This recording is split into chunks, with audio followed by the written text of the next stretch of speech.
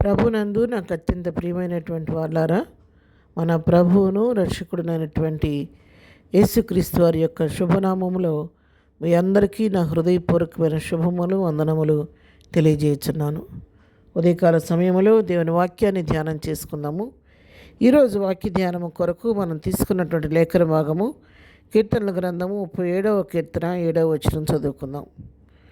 యెహోవా ఎదుట మౌనముగా నుండి ఆయన కొరకు కనిపెట్టుకొనుము.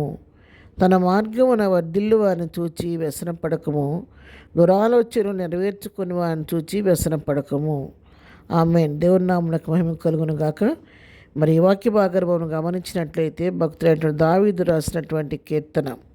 మరి దావీదు ఇక్కడ ఈ కీర్తన అంతట్లో కూడా దావీదు యొక్క ఉద్దేశం ఏంటంటే, మరి ఈ మాయలోకంలో కపటలోకంలో మనం జీవిస్తున్నాం కాబట్టి, దుర్మార్గత నిండిపోయిన లోకంలో జీవిస్తున్న మనము మన చెడ్డవారిని చూచి మనం వ్యసనపడొద్దని, దుష్కార్యాలు చేసేవారిని చూచి మత్సరపడొద్దని హెచ్చరిస్తున్నాడు. రకరకాల మనుషులకు మనం ఎదురుపడుతూ ఉంటారు. అనేకులు త్రోవ తప్పి జీవించేవారు ఉంటూ ఉంటారు.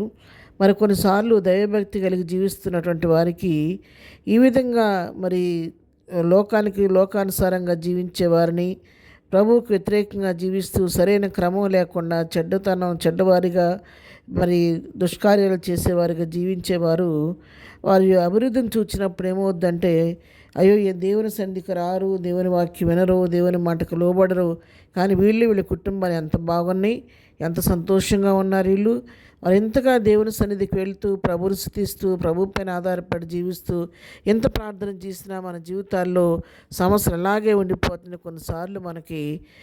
కొన్నిసార్లు వ్యసనం కలుగుతూ ఉంటుందన్నమాట. వ్యసనం కలిగి బాధపడుతూ ఉంటాము.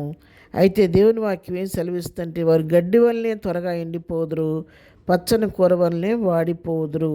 వాళ్ళ అభివృద్ధి మనకి అభివృద్ధిలా కనబడుద్దు, కానీ అది అంతలో మాయమైపోద్ది అనే సంగతి ఇక్కడ తెలియజేస్తున్నాడు భక్తుడు.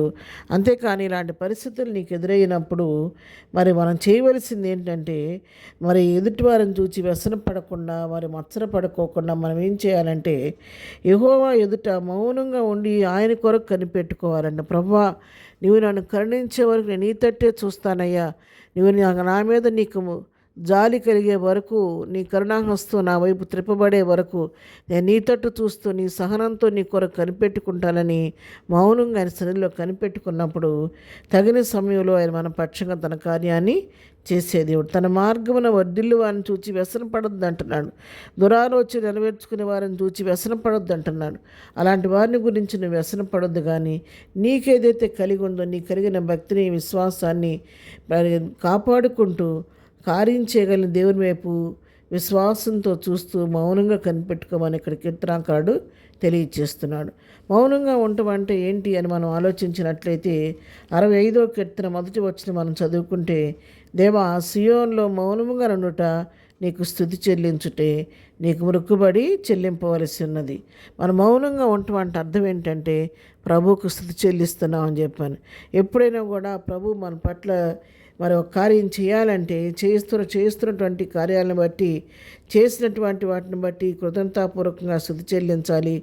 చేయబోయే కార్యాలను బట్టి కూడా స్తుతిస్తూ ఉండాలి. అందుకే స్తుతిలోని శక్తి చాలా గొప్పది కాబట్టి ప్రభు సన్నిధిలో మౌనంగా ఉండి మరి కనిపెట్టుకుంటూ స్తుతిస్తూ, ప్రభువా, నా పట్ల ఈ కార్యాన్ని చేయబోతున్నందుకు నీకు వందనాలని విశ్వాసంతో ఆ కార్యం జరుగుద్దని నమ్మి మనం ప్రభు సన్నిధిలో కనిపెట్టుకుంటే దేవుడు తప్పకుండా తగిన సమయంలో నీ విషయంలో జోక్యం చేసుకొని నీ పట్ల నా పట్ల కార్యం చేసే దేవుడే ఉన్నాడు. మనం ఎక్కడ అవమానపరచబడ్డాం అక్కడ మన తలను పైకెత్తే దేవుడే ఉన్నాడు. కాబట్టి అటువంటి దేవుని వైపు చూస్తూ విశ్వాసంతో ముందుకు సాగిపోదాం. ప్రార్థన. దయామయుడైన మా తండ్రి, నీ పాదములో వందనాలు. వాక్యం మా హృదయాల్లో ఫలింప చేయండి. నీ వాక్య ప్రకారం జీవించే కృప మాకు దయచేయండి. ఎదుటి వారి యొక్క స్వభావాలను బట్టి మేము మత్సరపడకుండా, వ్యసనం పడకుండా, మాకు కలిగిన విశ్వాసాన్ని, భక్తిని మేము కాపాడుకుంటూ సిలువ వైపు చూస్తూ ముందుకు సాగిపోయే కృప మాకందరికీ దయచేయండి. ఈ దినం మేము చేయు పనిపాట్లలో తోడుగా ఉండండి. మా రాకపోకల్లో క్షేమం కలుగు చేయండి. ఈ దినం బర్త్డే, మ్యారేజ్ డే చేసుకున్న బిడ్డలను దీవించండి, ఆశీర్వదించండి. ఎగ్జామ్స్ రాస్తున్న బిడ్డలందరికీ నీ పరలోక జ్ఞానం ఇచ్చి బిడ్డలు మంచిగా ఎగ్జామ్స్ రాసి మంచి విజయాన్ని పొందుకునే కృపద ఇచ్చేయండి. బలహీనందరినీ ముట్టండి, స్వస్థపరచండి. దుఃఖంలో ఉన్న వారిని ఓదార్చండి. ప్రతి వారి పట్ల నీ కార్యాలు జరిగించి వారి నోటి నౌకలు ఇచ్చేయమని ఘనతా మహిమ ప్రభావాలు నీకు ఆరోపిస్తూ నెచ్చిస్తూ మనం తగ్గించుకుంటూ ఏసునామలో ప్రార్థించడి పొందుకొని ఉన్నాము తండ్రి. ఆమెన్. ప్రభు కృప సదాకాలం మనందరికీ తోడే నడిపించునుగాక. ఆమెన్.